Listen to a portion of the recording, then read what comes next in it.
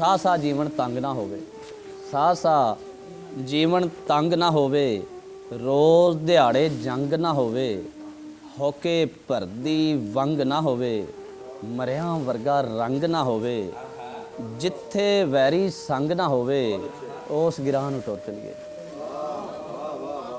ਗੋਲੀ ਜੈ ਨਾ ਫਤਵੇ ਮਾਰੇ, ਨਾ ਜਿੱਤੇ ਨਾ ਕੋਈ ਹਾਰੇ, ਸੋਚਣ ਇੱਕ ਦੂਜੇ ਦੇ ਬਾਰੇ, ਜੀਣ ਮਾਵਾਂ ਦੇ ਲਾਲ ਪਿਆਰੇ, ਜਿੱਥੇ ਹੱਸਣ ਖੇਡਣ ਸਾਰੇ, ਉਸ ਗਿਰਾਂ ਨੂੰ ਟੁਰ ਚਲੀਏ। ਇੱਕ ਦੂਜੇ ਦਾ ਹੱਕ ਨਾ ਖਾਵਣ, ਸਾਂਝਾਂ ਸਾਵਾਂ ਤੀਕ ਨਿਭਾਵਣ, ਪੰਛੀ ਗੀਤ ਖੁਸ਼ੀ ਦੇ ਗਾਵਣ, ਕੁਦਰਤ ਨਾਲ ਨਾ ਆਡਾ ਲਾਵਣ, ਜਿੱਥੇ ਇੱਕ ਨਾ ਹੋਵੇ ਰਾਵਣ, ਉਸ ਗਿਰਾਂ ਨੂੰ ਟੁਰ ਚਲੀਏ।